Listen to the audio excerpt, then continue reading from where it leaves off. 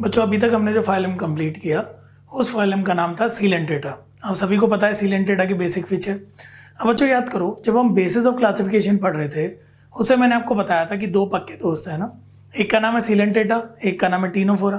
तो इतना याद रखो, सीलेंटेटा के बहुत सारे फीचर टीनोफोरा में प्रेजेंट होते हैं। सारे प्रेजेंट हो जरूरी नहीं है, कुछ तो प्रेजेंट होता है ना। तो सबसे पहले बच्चों देखो, पीछे जो आपको दिख रहा है ये एक जनरलाइज डायग्राम है, ये एनसीईआरटी वाला डायग्राम है, क्योंकि आगे हमने जो डायग्राम यूज किया है वो एनसीईआरटी का नहीं है। तो बच्चों इतना याद रखो, ये टीनोफोरा में आता है, इसका नाम है प्लूरोब्रेकिया। मैं रिपीट कर रहा हूँ, कौन है बच्चों? ये प्लूरोब्रेकिया। ठीक है, एक और बात यहाँ पे लिखी हुई मैं यही पढ़ देता हूँ। जो फाइलम टीनोफोरा होता है इसको कुछ कॉमन नेम मिले है ना। कौन कौन से कॉमन नेम है? एक नाम मिला सी वॉलनट, एक नाम मिला कोम जेलीज। अब ये नाम क्यों मिले उसको समझिएगा। सी आपको पता ही है समुद्र होता है, वॉलनट मतलब अखरोट, तो अखरोट जैसे गोल गोल से दिखाई जाते हैं। साथ ही साथ जो कोम जेलीज होता है ये जेलीफिश जैसे दिखाई देते हैं। जेलीफिश होते नहीं है, जेली जैसे दिखाई देते हैं, और इनके पास कोम प्लेट्स होती है, कोम प्लेट्स है ना। देखो आपका जो कोम होता है कंगी, तो उसमें जैसे इस तरीके से होते हैं ना, ठीक है, उसी तरीके से यहाँ पे कोम जैसे स्ट्रक्चर्स होते हैं, जेली ऐसे दिखाई देते हैं, तो कोम जेलीज नाम दिया। साथ ही साथ सी वॉलनट नाम दिया है ना। बच्चों आगे पढ़ना स्टार्ट करते हैं। सबसे पहले कुछ जनरल फीचर, उससे पहले बच्चों देखो यहाँ पे ये जो आपको डायग्राम दिखाई दे रहे हैं मूवेबल डायग्राम है, तो बच्चों ध्यान से देखना, क्योंकि फिर ये डायग्राम मूव करना बंद करेंगे फिर हम पढ़ाई स्टार्ट करेंगे ना। देखो ये जो ऑर्गेनिज्म आपको दिखाई दे रहे हैं, दिखने में आपको जेली जैसे दिख रहा है, तो पहली बात तो याद रखना, जेलीफिश जो है वो इस फाइलम में नहीं आती है। जेलीफिश किस में आ गई थी? सीलेंटेटा है ना। तो इनकी जो खास बात होती है आप जैसे देख सकते हो, एक तो बहुत बड़े से दिखाई दे रहे हैं, साथ ही साथ ये लाइट एमिट करते हैं ना। तो बच्चों ये जो लाइट एमिट कर रहे हैं इसके लिए वर्ड यूज होता है बायोल्यूमिनेसेंस। तो अगर कभी आपने ये डायग्राम नहीं देखा हो, ऐसा ऑर्गेनिज्म नहीं देखा हो, इसीलिए आपको दिखाया जा रहा है, तो याद रखिए इस तरीके का कभी भी आपको ये ऑर्गेनिज्म देखें, रियलिटी में तो देखना बहुत ही मुश्किल है, कभी किसी वीडियो या डायग्राम में देखें तो समझ जाना हम टीनोफोरा की बात कर रहे हैं। ये लाइट को एमिट करते हैं, और जिस तरीके से आप इसमें देख सकते हो ये जो लंबे लंबे स्ट्रक्चर्स हैं बच्चों, इनको हम कोम प्लेट्स बोलते हैं, तो इसको भी समझाया जाएगा आपको है ना। तो दिखाई दे रहा है आपको बायोल्यूमिनेसेंस। हम बच्चों पढ़ना स्टार्ट करते हैं। देखिए अब फर्स्ट पॉइंट से हम स्टार्ट करेंगे बच्चों, ध्यान सुनना, वो मूव होना बंद हो गया तो घबराने की जरूरत नहीं है ना। देखिए these animals are known for their beauty and delicate nature. बहुत ही ब्यूटीफुल होते हैं, बहुत ही डेलिकेट से होते हैं ना।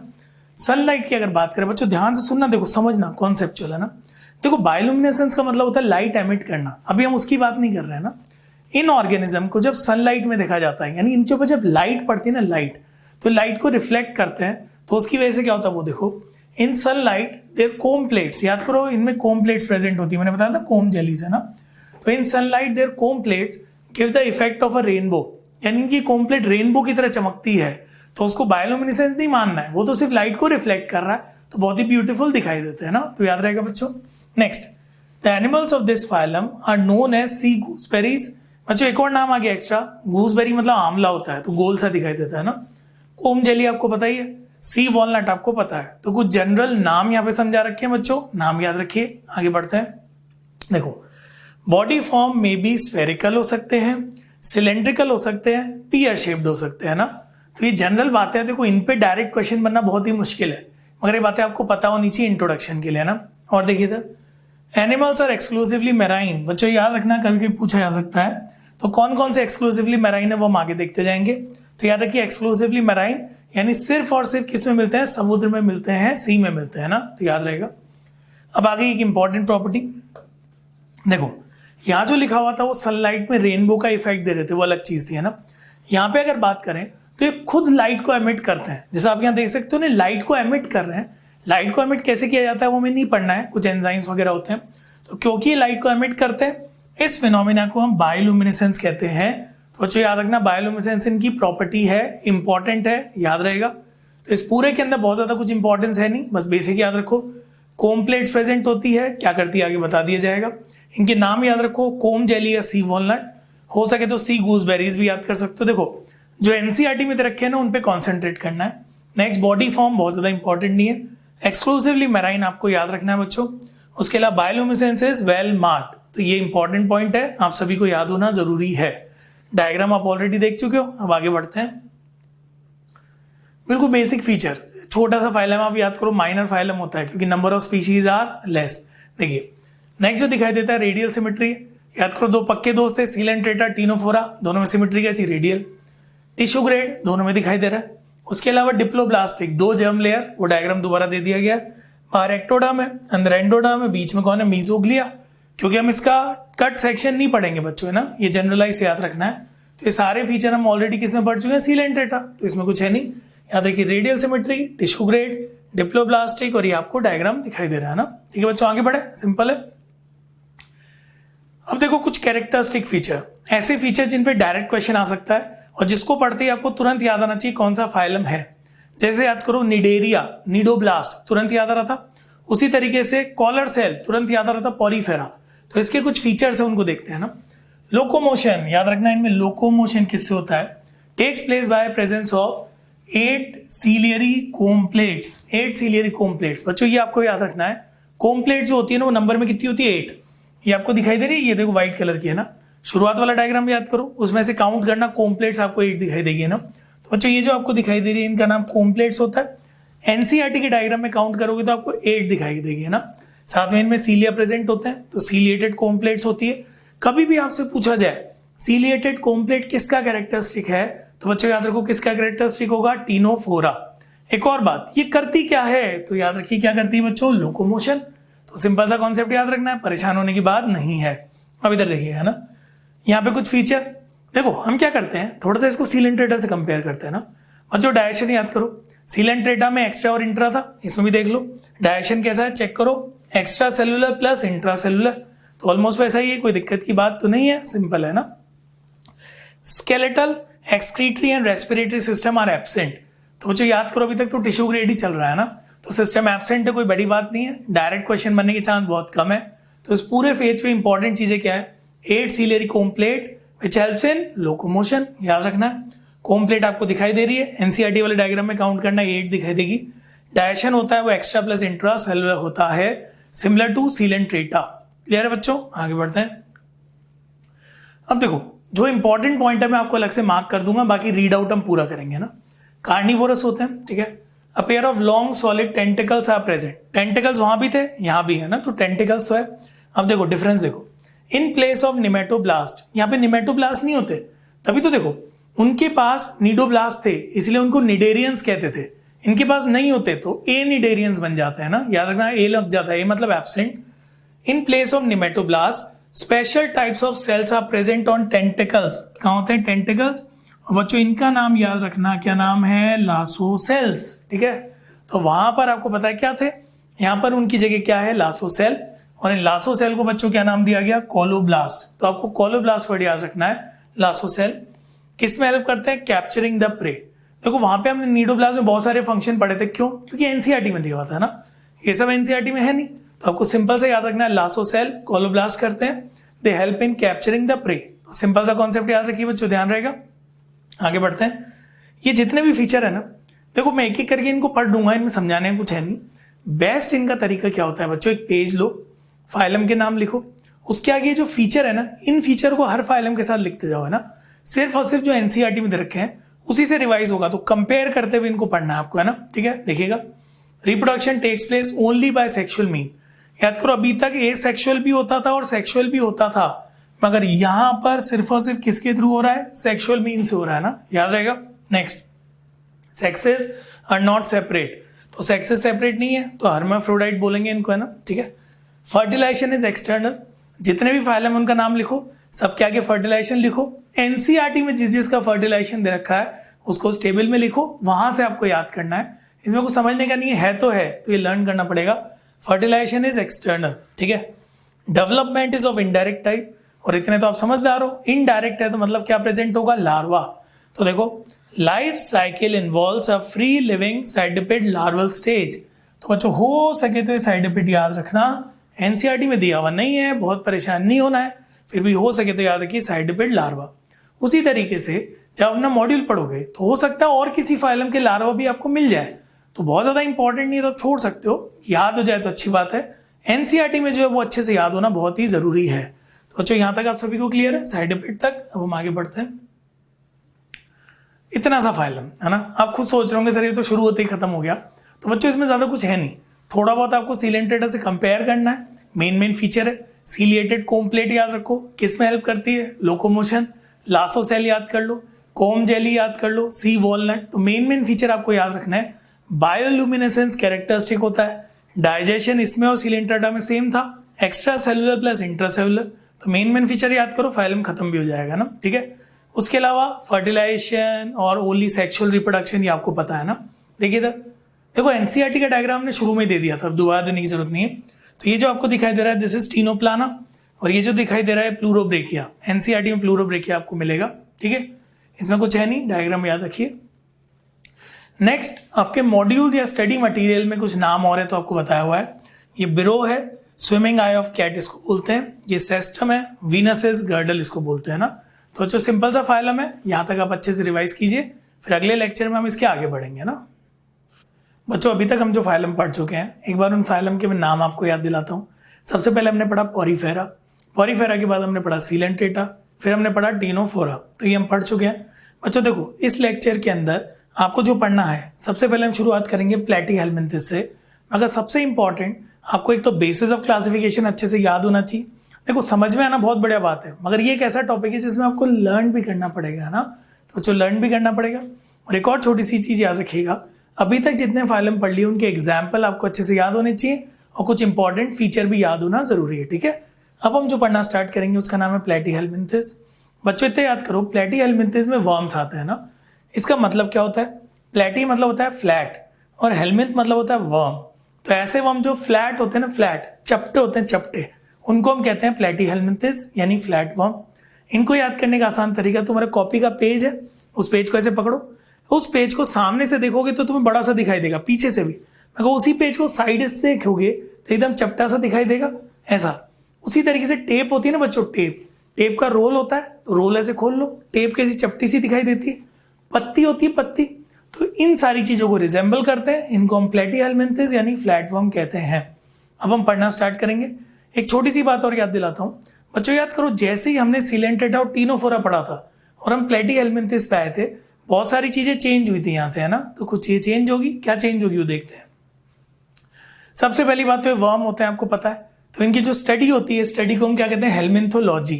तो देखो क्या लिखा है, study of worms causing parasitic infestation, यानी जो अफेक्ट कर रहे हैं, ह्यूमन को अफेक्ट कर रहे हैं और वो कर रहे हैं, तो उनकी जो स्टडी होती है ना, उस स्टडी को हम कहते हैं हेल्मिन्थोलॉजी। ये आपको पता है, लॉजी मतलब स्टडी, सिंपल, हेल्मिन्थ मतलब वर्म। आगे बढ़े बच्चों, सिंपल एकदम।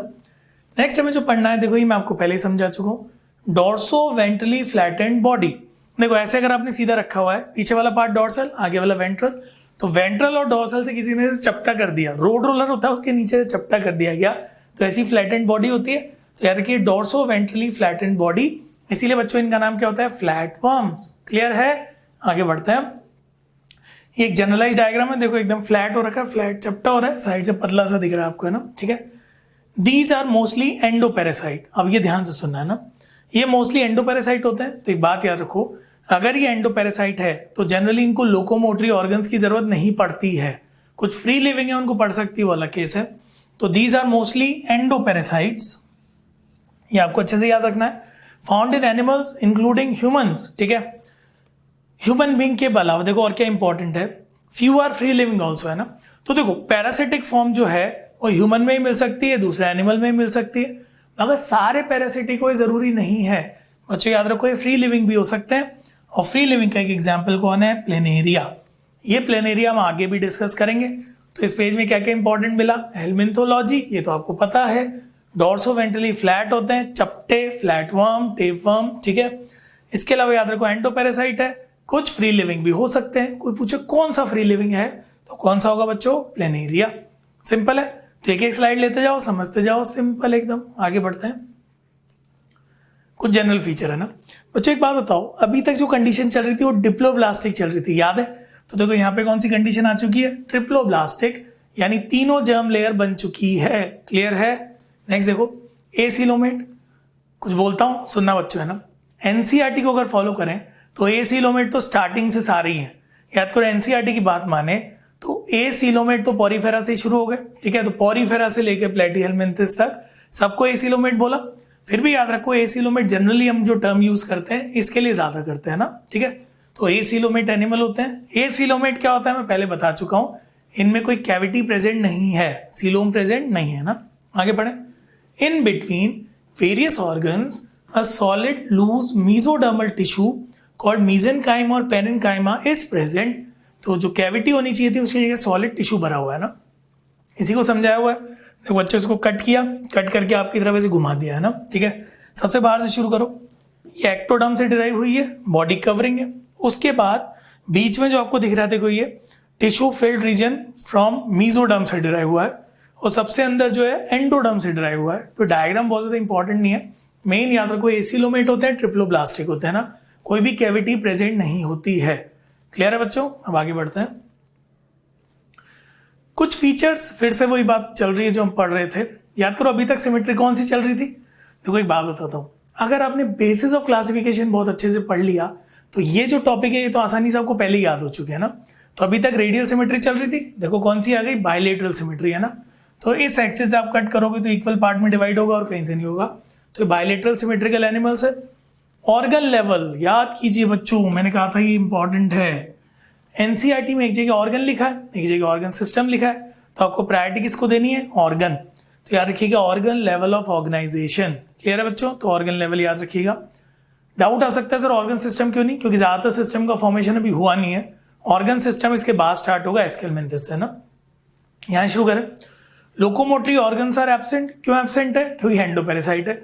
हर केस में एब्सेंट हो जरूरी नहीं है in these animals, but adhesive organs like suckers, hooks etcetera are present in parasitic form. आप सभी को पता है पैरासाइट है तो खुद को अटैच तो करना पड़ेगा, तो अटैचमेंट के लिए कुछ स्ट्रक्चर्स प्रेजेंट होते हैं। देखो हुक्स हो सकते हैं, सकर्स हो सकते हैं ना। और एक बात और याद रखना, जो प्लेनेरिया होता है, प्लेनेरिया उसमें कुछ प्रेजेंट हो सकते हैं, वो अलग केस है। Generally locomotory organs are absent. तो एक बार जल्दी से रिवाइज कर लेते हैं। बायलेटरल सिमेट्री है, ऑर्गन लेवल आपको दिखाई दे रहा है। लोकोमोटरी ऑर्गन्स क्या होते हैं, यहाँ पे एब्सेंट होते हैं। हुक्स और सकर प्रेजेंट हो सकते हैं पैरासिटिक फॉर्म में, है ना। तो कोई नई बात नहीं है बच्चों, सिंपल है, याद रहेगा। आगे बढ़ते हैं ना। अब देखो कुछ ऐसे पॉइंट है जो बहुत ज्यादा इंपॉर्टेंट नहीं है, वो मैं आपको बता दूंगा।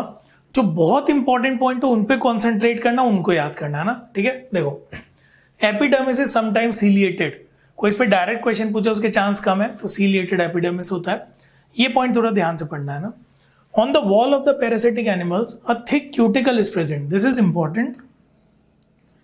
A thick cuticle is present. एक बात बताओ, कोई पैरासाइट हमारे अंदर चला गया, ठीक है, बिना तैयारी के चला गया, अंदर जाते ही हमारे डाइजेस्टिव एंजाइम ने उसको डाइजेस्ट कर दिया, तो बेचारे की मेहनत खराब हो गई। तो इसके पास कोई ऐसा स्ट्रक्चर होना चाहिए जो उसको डाइजेस्टिव एंजाइम से बचाएगा। समझ रहे हो इस बात को? तो देखिए thick cuticle is present called as tegument. Tegument word याद रखो, इनको बचाता है। Thick cuticle tegument protects the parasite from the digestive enzymes of the host. Host से खुद को बचाएगा तभी तो उसमें इंफेक्शन कॉज करेगा ना। तो यार कि खुद को बचाने के लिए it is secreted bye epidermis, this is not very important. तो आपको याद रखना है टेग्यूमेंट वर्ड, ठीक है। और ये थिक क्यूटिकल आपको याद रखना है। फंक्शन आप समझ ही गए, डाइजेस्टिव एंजाइम से प्रोटेक्ट करना। इधर देखो मसल जब भी पढ़ो ना बच्चों ऐसे याद करना, प्लेटिहेलमिन्थिस, एस्केलमिन्थिस, एनालीडा, तीनों को कंपेयर करके याद करना। तो यहाँ से शुरू करते हैं। Muscles in the body wall are mesodermal, generally muscle mesodermal होती है, तो आपको पता ही होगा ना, ठीक है। बिलो द एपिडर्मिस होती है, और देखो कौन कौन सी है, लॉन्गिट्यूडनल, सर्कुलर एंड ऑब्लिक। आप चाहो तो देखो इनके फर्स्ट अल्फाबेट अक्षर लिखो, LOC, LOC से याद कर सकते हो आप, है ना। तो लॉन्गिट्यूडनल, ऑब्लिक एंड सर्कुलर, तो ये तीन मसल याद रखिए, longitudinal, oblique and circular muscles are present. क्या करती है क्या नहीं करती उसे मत जाओ। और जब भी मसल पढ़ो प्लेटिहेलमिन्थिस, एस्केलमिन्थिस, एनालीडा को कंपेयर करते हुए पढ़ना है बच्चों, है ना। क्लियर है? तो देखिए एपिडर्मिस सीलिएटेड हो गया, इसमें थिक क्यूटिकल याद करो, तीन टाइप की मसल याद कर लो, longitudinal, circular and oblique. LOC से याद करें अगर तो लॉन्गिट्यूडनल, ऑब्लिक, सर्कुलर, जैसे आप चाहो, है ना। अब आगे बढ़ते हैं बच्चों। एक बात बताओ, आप सभी को ब्लाइंड सेक याद है? याद करो, ब्लाइंड सेक तो प्लेटी तक चल रहा था ना। कुछ फीचर यहाँ चेंज हुए थे मगर ये चेंज नहीं हुआ था, है ना। और कुछ ऐसे भी केसेस में डाइजेस्टिव सिस्टम ही एब्सेंट है, वो क्या करते हैं, बॉडी सरफेस से एब्जॉर्ब करते हैं।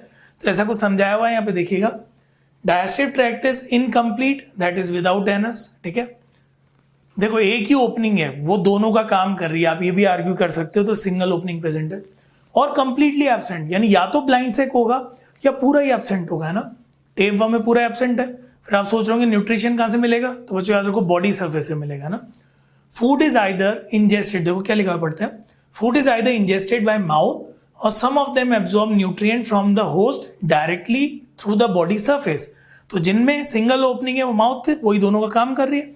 और जिनमें है ही नहीं डाइजेस्टिव सिस्टम, वो बॉडी सरफेस से एब्जॉर्ब करते हैं। बच्चों इसका एग्जाम्पल इंपॉर्टेंट याद रखिएगा, कौन होगा? Tape worm. तो आई होप यहाँ तक की बातें समझ में आ गई। ये जो डायग्राम है देखो, इसमें माउथ दिख रहा है, बस सिंगल ओपनिंग है। यहाँ पे ब्रांच गैस्ट्रोवैस्कुलर कैविटी, ये हमारे कोर्स में है नहीं ज्यादा, तो बस याद रखिएगा single opening blind sac. I hope बच्चों यहाँ तक की बात समझ में आ गई, सिंपल है, याद रखिएगा इसको। इस पूरी स्लाइड में इंपॉर्टेंट क्या मिला? डाइजेस्टिव ट्रैक्ट से रिलेटेड एक ही पॉइंट है, टेप वर्म याद रखना, बॉडी सरफेस। क्लियर? आगे बढ़ो बच्चों, समझ में आ रहा है? देखो कुछ जनरल चीजें देखो, skeletal, respiratory and circulatory system are absent, याद करो, इसीलिए तो हमने इसको ऑर्गन बोला था, ऑर्गन वाला लेवल चल रहा है इसमें। रेस्पायर थ्रू बॉडी सरफेस, अगर आप लोग ध्यान से सुन रहे हो, इससे पहले तक रेस्पिरेशन और एक्सक्रीशन बॉडी सरफेस से हो रहा था, यहाँ पे सिर्फ रेस्पिरेशन आ गया, मतलब एक्सक्रीशन के लिए कोई स्ट्रक्चर बन चुका है ना। तो रेस्पायर थ्रू बॉडी सरफेस, कोई दिक्कत ही नहीं है। एनारोबिक रेस्पिरेशन, देखो कुछ ऐसे होते हैं जो इंटेस्टाइन में प्रेजेंट है, वो एनारोबिक रेस्पिरेशन करते हैं, वो देखिएगा। तो वैसे तो बॉडी सरफेस है। Anaerobic respiration is found in internal parasite like taenia. तो बच्चों याद रखना, टीनिया के अंदर एनारोबिक रेस्पिरेशन प्रेजेंट है। उससे पहले हमने जो टेप वर्म पढ़ा था, उसका एक और जगह नाम आया था, कहाँ पे आया था? बॉडी सरफेस से एब्जॉर्ब कर रहे थे ना। तो इस पूरी में बहुत ज्यादा इंपॉर्टेंट सिर्फ एक बात है, ये वाली बात, एनारोबिक रेस्पिरेशन कोई पूछे किस में होता है? टीनिया में होता है, और सिस्टम वगैरह तो एब्सेंट दिख रहा है आपको, है ना, कोई दिक्कत नहीं बच्चों, आगे बढ़े। इस पूरी स्लाइड में एक वर्ड इंपॉर्टेंट है ना, एक्चुअल में 2 वर्ड हो गए, ये इंपॉर्टेंट है, फ्लेम सेल। तो इतना सारा जो आपको दिख रहा है देख के घबराना नहीं है, कहीं छुप जाओ जाके, ऐसे नहीं करना है, सिंपल सा याद रखो। क्या याद करना है वो देखिएगा, ऑस्मो रेगुलेशन एंड एक्सक्रीशन, यानी इनमें जो ऑस्मो रेगुलेशन होता है, साथ में जो एक्सक्रीशन होता है, किसकी मदद से होता है? Flame cell. तो आप सोचो इतनी बड़ी स्लाइड, एक क्वेश्चन बनता है तो सीधे सीधे याद हो गया, परेशान होने की बात ही नहीं। ये डायग्राम दे दिया है ताकि आपको एग्जैक्ट पता रहे कि कहाँ होता है, कैसे होता है। क्वेश्चन बनेगा तो इस पे बनेगा ना, तो मैं रीड आउट करता हूँ। Specialize cells called flame cells help in osmo regulation and excretion. तो ऑस्मो रेगुलेशन और एक्सक्रीशन में हेल्प करते हैं कौन से सेल? Flame cell. अब इनको फ्लेम सेल क्यों बोला वो समझते हैं। देखो एक डायग्राम दिखा हुआ है, माउथ दिख रहा है, ये सब है, ठीक है। ये जो आपको दिखाई दे रहे हैं फ्लेम सेल है, इसको बड़ा कर दिया गया ना बच्चों। दिखने में ये ऐसे दिखते हैं फ्लेम के जैसे, है ना, जैसे आग जलती है ना आग, तो क्योंकि ये दिखने में फ्लेम के जैसे दिखाई देते हैं, इसीलिए इनको क्या नाम दे दिया गया? Flame cell. तो अपीयरेंस की वजह से नाम मिला। बाकी इसमें बताया हुआ है कौन सा वेस्ट मटेरियल है, क्या है, तो हमारे सिलेबस में नहीं है। तो इस पूरी स्लाइड में क्या इंपॉर्टेंट है बच्चों बताओ, ये हम हर स्लाइड की बात करेंगे ना। तो पूरी स्लाइड में क्या इंपॉर्टेंट है? ऑस्मो रेगुलेशन एंड एक्सक्रीशन किसकी मदद से हो रहा है बच्चों? Flame cell. फ्लेम सेल क्यों बोला सर? क्योंकि दिखने में फ्लेम जैसे दिखाई देते हैं ना। क्लियर? हो सकता है आपके मॉड्यूल में कुछ और भी नाम हो, वो आप पढ़ सकते हो, फ्लेम सेल याद रखिए ना। आगे बढ़े, देखिएगा नेक्स्ट हमें जो पढ़ना है, फिर से एक सिंपल सी स्लाइड। देखो जो कोशिश की गई है स्लाइड को सिंप्लीफाई करने की, ताकि देखते ही तुम्हें याद हो। एक साथ बहुत सारी चीजें भी आएगी, मगर जनरली स्लाइड आपको ऐसी मिलेगी ना। नर्वस सिस्टम, चलो बताओ सबसे पहले न्यूरॉन का फॉर्मेशन कौन से फाइलम में हुआ था? सीलेंट्रेटा, याद है? तो यहाँ पे तो एडवांस हो गया। Nervous system is ladder like, CD होती है ना, सीडी लैडर के जैसा दिखाई देता है। ये देखो एक ऑर्गेनिज्म है, मैं कुछ पढ़ा नहीं रहा, देखो ऐसा लग रहा है सीडी जैसा दिख रहा है, लैडर, तो इसीलिए लैडर लाइक बोल दिया इसको। सबसे पहले यहाँ पे एक रिंग जैसा स्ट्रक्चर प्रेजेंट होता है, उस रिंग जैसे स्ट्रक्चर को हमने क्या नाम दे दिया? Nerve ring. तो यहाँ पे नर्व रिंग प्रेजेंट होती है, ठीक है। उसके अलावा अगर आप बच्चों देखो, ये 2 लाइन आपको जाती हुई दिख रही, ये कौन है? नर्व कॉर्ड है। नर्व कॉर्ड कैसी लॉन्गिट्यूडनल है ना, तो 2 नर्व कॉर्ड है, इस तरीके से नर्व प्रेजेंट है, वहां पे नर्व रिंग है। तो पूरा जो अपीयरेंस होता है ना, अपीयरेंस वो कैसा होता है? Ladder like. एनसीईआरटी ने हर फाइलम के नर्वस सिस्टम को नहीं समझाया, मगर जिसमें समझाया वो तो याद रखिएगा। तो याद करो सीलेंट्रेटा में कैसा होता है? Diffuse nerve net. और यहाँ पे कौन सा वर्ड याद रखना है बच्चों? Ladder like. तो याद रखें, नर्व रिंग और ये सब कोई पूछता नहीं डिटेल में, बेसिक आपको लैडर सीडी जैसा दिखाई देता है। इस डायग्राम को दिमाग में फिट कर लो, देखते ही आपको याद आना चाहिए ना। क्लियर है? छोटी सी बात, इस बार जो एग्जाम में क्वेश्चन थे 4 क्वेश्चन थे, स्ट्रेट फॉरवर्ड थे, तो इसलिए बहुत ज्यादा पढ़ने की कोशिश नहीं करनी है। जो दे रखा है उसको अच्छे से बार बार रिवाइज करना है ना, ठीक है बच्चों। आगे बढ़े, नेक्स्ट आता है रिप्रोडक्शन, ठीक है। अब रिप्रोडक्शन की बात करें, अभी तक हम पढ़ रहे थे जो भी, देखते हैं इसमें क्या है। सेक्सेस आर नॉट सेपरेट, तो सेक्सेस सेपरेट नहीं है। एक्सेप्शंस आर ऑलवेज प्रेजेंट, वो भी आपको बता दी जाएगा ना।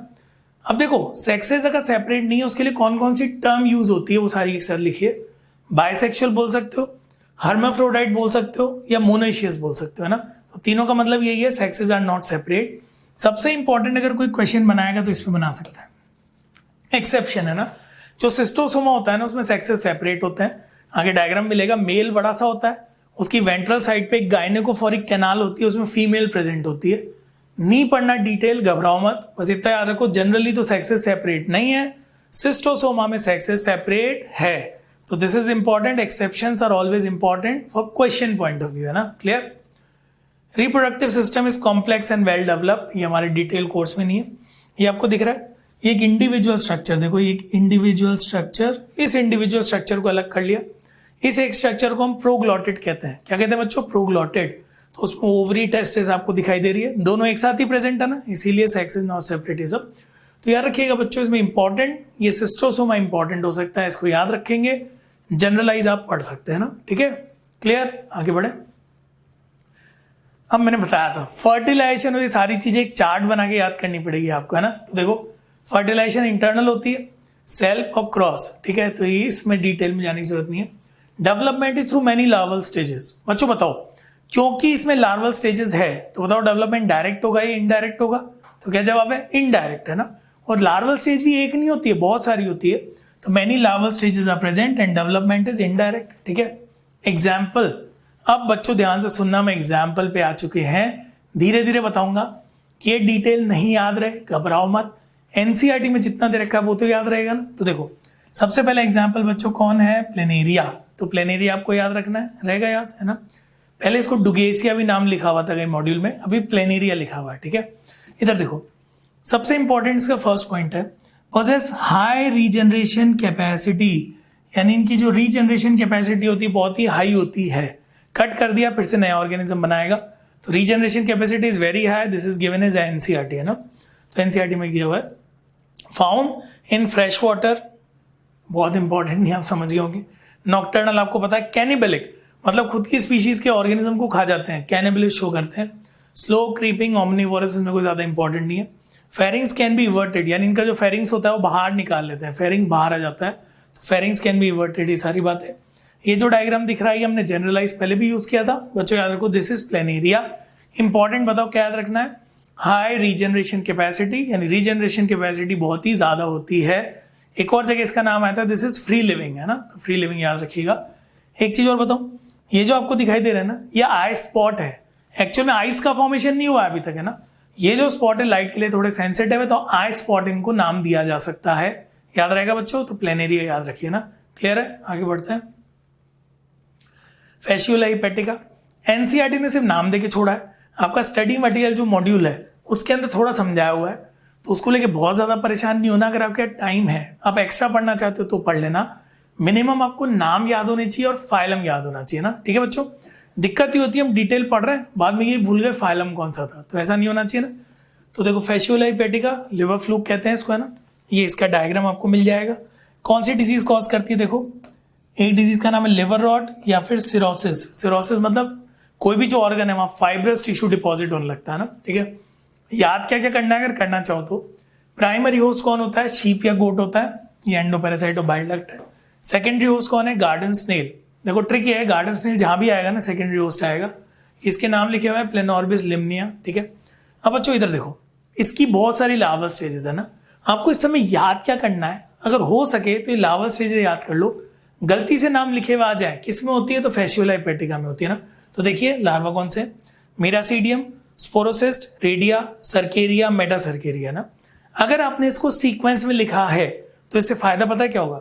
जो लास्ट वाला होगा ना, लास्ट वाला वो किसकी इन्फेक्टिव स्टेज हो जाएगी? देखिए इधर ये लास्ट वाला, ये इन्फेक्टिव स्टेज हो गई किसकी? प्राइमरी होस्ट की, है ना। तो अगर आपने सीक्वेंस सही लिखा है तो जो लास्ट वाला है, लास्ट वाला वो प्राइमरी होस्ट की इन्फेक्टिव स्टेज हो गई, और जो फर्स्ट वाला है वो सेकेंडरी होस्ट की इन्फेक्टिव स्टेज हो गई। तो अगर आप याद करना चाहो तो ऐसे कोई टफ नहीं है, प्राइमरी होस्ट याद करो, सेकेंडरी होस्ट, इसका सीक्वेंस याद कर लो, कौन सी किसकी इन्फेक्टिव स्टेज है वो डिजीज है, लिवर रॉट या सिरोसिस डिजीज। लाइफ साइकिल का डिटेल नहीं पढ़ना है कि कैसे स्नेल में गया, कैसे बाहर आया, नहीं, बस इतना याद है तो मोर देन इनफ है। तो आई होप बच्चों यहाँ तक क्लियर है, परेशान नहीं होना। नहीं याद हो रहा तो ये नाम याद कर लो, फैसियोला हिपैटिका, लिवर फ्लूक, ठीक है बच्चों। बढ़े आगे। नेक्स्ट हमें जो पढ़ना है, याद करो, नाम पहले भी आ चुका है ना, सिस्टोसोमा ब्लड फ्लूक कहते हैं। देखो ये जो बड़ा सा दिख रहा है ना बच्चा, ये जो बड़ा सा है ये कौन है? मेल है, और इसकी वेंट्रल साइड पे गायनेकोफोरिक कैनाल है, उसमें कौन दिखाई दे रहा है? फीमेल दिखाई दे रहा है ना। तो बाकी जो थे उनमें सेक्सेस सेपरेट नहीं थे, मगर सिस्टोसोमा में सेक्सेस सेपरेट है। क्लियर है? क्या बोलते हैं इसको? ब्लड फ्लूक कहते हैं इसको, है ना। अब देखो यहाँ पे फिर से वही लार्वा के नाम है। अब सोच रहे होंगे सर क्यों इतना पढ़ रहे हैं हम? बेटा मॉड्यूल में दे रखा है तो एक बार डिस्कस कर लेते हैं, पढ़ना चाहो तो आप पढ़ सकते हो, है ना। Larva, miracidium, sporocyst, cercaria. अब इधर देखिएगा, प्राइमरी होस्ट कौन है? मैन। सेकेंडरी होस्ट कौन है? Garden snail. तो जो लास्ट वाला है वो प्राइमरी होस्ट के लिए इन्फेक्टिव है, जो फर्स्ट वाला है वो सेकेंडरी होस्ट के लिए इन्फेक्टिव है। और मैंने बताया था गार्डन स्नेल दोनों ही केस में कौन सा होस्ट है? Secondary host. सिंपल। अब रीड करते हैं ना। It causes intestinal disorder. नाम क्या है बच्चों? सिस्टोसोमियासिस या बिलहर्जिया डिजीज। तो कई स्टूडेंट होते हैं वो बोलना चाहते हैं सर थोड़ा सा एक्स्ट्रा में पढ़ना है, इसलिए दिया हुआ है ना, पढ़ना चाहो तो। Found in veins of human bladder and intestine, unisexual, large male. देखो large male carries female in a groove. Groove का नाम क्या है? Gynaecophoric canal on the ventral side. Okay. It shows sexual dimorphism, यानी मेल और female अलग है। तो पूरे में मिनिमम, इसका नाम, मैक्सिमम आपको दिख रहा है सामने, ये इसका डायग्राम है, एक्सेप्शन है। ठीक है बच्चों। तो फैशियोला हेपेटिका हो गया, ये हो गया, बस एक नाम और आएगा, टेनिया सोलियम। दिखाई दे रहा है आप सभी को टेनिया सोलियम? अब देखिएगा ना, जो टेनिया सोलियम होता है टेप जैसा दिखता है तो टेप वर्म कहते हैं। पॉक टेप वर्म आपको दिखाई दे रहा है, ठीक है। इसे कुछ फीचर्स हमने पढ़े थे, याद है? एनारोबिक रेस्पिरेशन, बॉडी सरफेस, ये सब। क्या लिखा है? In humans it causes the disease taeniasis या फिर सिस्टिसर्कोसिस। तो इससे जो डिजीज हो रही है वो टेनियासिस या सिस्टिसर्कोसिस हो रही है। नाम अगर आप याद करना चाहो, देखो ये एनसीईआरटी का डायग्राम आपको दिखाई दे रहा है। इसकी जो बॉडी होती है ना, बॉडी, उस बॉडी को 3 पार्ट में डिवाइड किया। सबसे पहले ये जो ऊपर वाला पार्ट यहाँ दिखाई दे रहा है ना, हेड और स्कॉलेक्स कहते हैं। इसमें हुक्स एंड सकर्स प्रेजेंट होते हैं ना। जस्ट नीचे क्या होगी? नेक। ये क्या करती है? नए प्रोग्लॉटिड बनाती है। ये हर एक जो इंडिविजुअल यूनिट है ना बच्चों, इसको प्रोग्लॉटिड कहते हैं। तो कोई भी पूछे प्रोग्लॉटिड कौन बना रहा है? नेक, फॉर फॉर्मिंग न्यू प्रोग्लॉटिड। उसके बाद ये बचा हुआ जितना भी पार्ट है इसको कहते हैं लॉन्ग स्ट्रॉबिला। ये बहुत ही बड़ा सा होता है। अप्रॉक्स 850 प्रोग्लॉटिड प्रेजेंट, यानी ऐसी जो इंडिविजुअल यूनिट है 850 तक प्रेजेंट होती है इसमें। तो याद रहेगा, 3 पार्ट में डिवाइड किया, हेड और स्कॉलेक्स, नेक, लॉन्ग स्ट्रॉबिला। पता ही है आपको, मिनिमम तो नाम है, पढ़ना चाहो तो ये देख सकते हो। इधर देखो, it is present in human gut. तो देखो it is human gut parasite, यानी ह्यूमन गट का पैरासाइट होता है।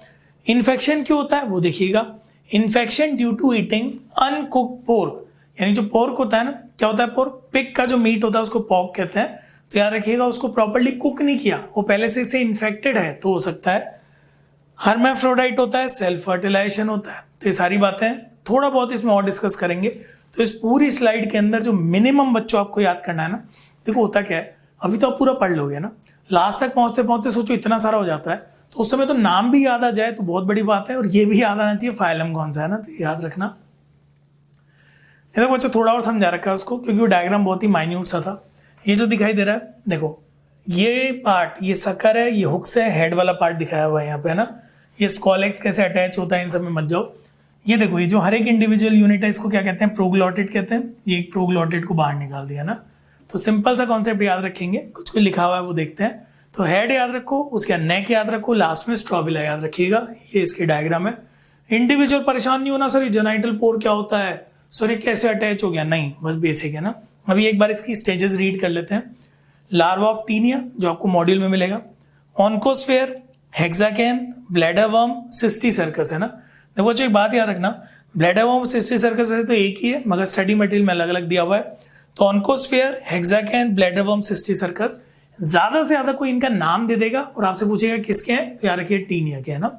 इन्फेक्टिव स्टेज आपको पता ही है, जो सिस्टिसर्कस हो जाएगा वो किसके लिए इन्फेक्टिव स्टेज हो जाएगी? प्राइमरी होस्ट के लिए। मैंने बताया था लास्ट वाली प्राइमरी होस्ट यानी ह्यूमन के लिए, और ये जो है ये infective stage for secondary host that is pig. तो बच्चों यहीं पर हमारा जो फाइलम कंप्लीट होता है उस फाइलम का नाम है प्लेटीहेल्मिन्थिस। वर्म यहाँ से स्टार्ट हो चुके हैं, तो इसको अच्छे से रिवाइज करना है। इंपॉर्टेंट चीजें मैं आपको बता चुका हूँ, तो पूरा पढ़ो, और जो इंपॉर्टेंट चीजें उनको बार बार रिवाइज करना है। ठीक है बच्चों।